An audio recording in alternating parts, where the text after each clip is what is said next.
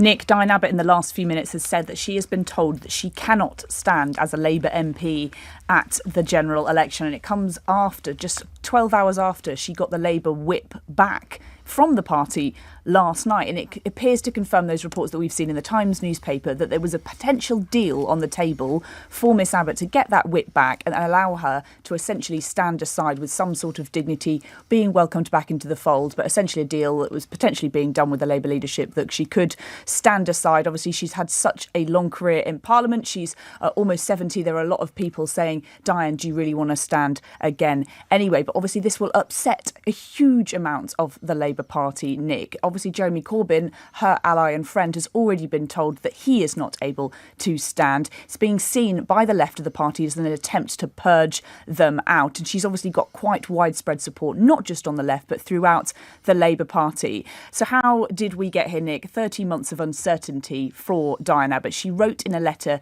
to The Observer that Jewish people do not face racism all their lives like other minorities did. That, of course, sparked a lot of fury and outrage, but she immediately apologised, withdrew her remarks and went through disciplinary action with the Labour Party, but has had to wait now 13 months to find out her fate. The BBC reported yesterday, however, that the investigation into Miss Abbott had been concluded as late as December, and she's already been doing extra training apparently as part of that. So her fate has been hung in the balance for months, and the Labour Party leadership have refused to say. They've just been saying the process is ongoing, it's not concluded. Fast forward this to the election being called. You asked the Labour leader, Keir Starmer, when we would know her fate. He said that would be done soon. Well, we'll have to resolve it very soon now, Nick, because I think the deadline for... Come on, Sir Keir, you know me well enough. You know I'm going to come out. If you respond like that, you know I'm going to come again. Is this going to be resolved prior to Election Day, Sir Keir? It'll be resolved, yeah, of course it will. We've got a cut-off date of, I think it's the 4th of June or thereabouts. So we've got Nick, we've got a date in place. Are you hopeful of having her back in the fold? Well, Nick, that's a process we're going through. The National Executive Committee, in the end, will decide that. Right. But we've got a process in place and we'll complete it, well, actually, reasonably soon now. LBC asked Keir Starmer yesterday for an update on that case. He insisted it now had to go to the National Executive Committee to conclude. Well, the process overall is obviously a little longer than the fact-finding exercise.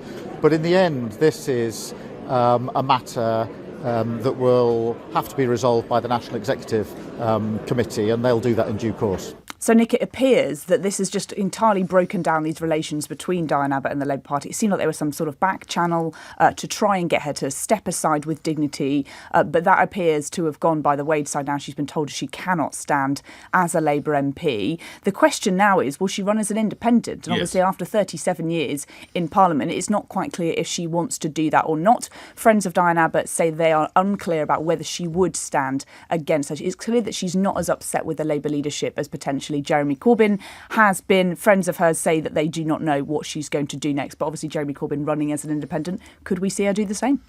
We're talking about a seat where she won a majority of more than 33,000 last time out.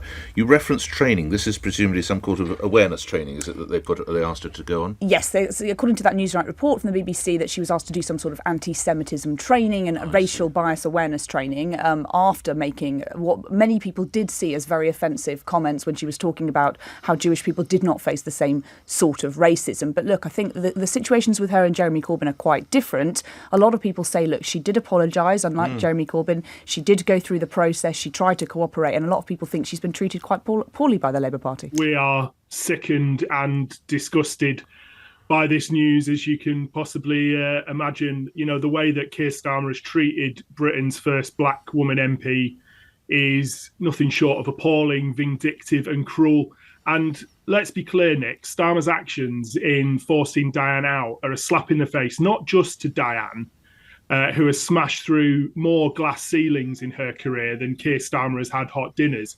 But it's a massive slap in the face to the millions of people in Britain who have been inspired by her courageous example amid a career of huge obstacles and some of the most abhorrent abuse. And, you know, any pretense, Nick, that this decision has anything to do with due process or anti-racism is absolutely laughable.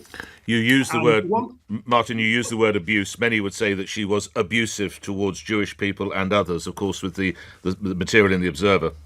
Well, let's be clear, Nick. I'm a Jewish Labour Party member myself, and what Diane Abbott wrote was completely unacceptable. But the key problem that Keir Starmer has is that there are 3 MPs that have had very similar transgressions. That's Steve Reid, Barry Shearman, and Neil Coyle. They have both had very similar transgressions. Steve Reid and Barry Shearman got away with a simple apology and a slap on the wrist. No suspension, no investigation, no drawn-out humiliation like Diane Abbott has had to face, and they were simply allowed to apologise and carry on as if nothing had happened. Neil Coyle was suspended, but then he was welcomed back into the party. Okay. The difference here, Nick, is they are all 3 white men, and that will be absolutely screaming out like a deafening dog whistle today to people across the UK that Diane Abbott is treated so differently to these other 3 Labour MPs. Of course, on the one hand, it's terribly sad for Britain's longest-serving black MP, indeed the first one, to have ended her career in such an first female black MP, to have ended her career in such an ignominious way. But I think that, unfortunately, it really needed to happen if Sir Keir was going to show a decisive break with the Corbyn years. As we know, Sir Keir himself served very loyally under Corbyn, but has then gone on to try to purge the party of the influence of Corbynism. And so I think that he has to work extra hard to eject the key allies of Corbyn, so there isn't a perception in the public that he's speaking out of both sides of his mouth. And I think Diane Abbott, there's nobody closer to Corbyn than her. This, despite the fact that there was a full apology, she realised the error of her ways, and she has reportedly gone on training. So she's damned forever then, Jake, is she? Well, I think of course, she has apologised for those comments about Jews not facing racism, and that's a discrete issue. But I think the bigger issue is that she has always represented the Corbyn project. There was nobody closer to Jeremy Corbyn than she was. And during the Corbyn years, I think it's universally recognised, anti-Semitism was rampant in the party, and those closest to him can only be associated with that. That's guilt by association, though, Jake, isn't it? It's not guilt by association, it's guilt by overt support. She supported the Corbyn project from the beginning until the bitter end. So did Sir Keir.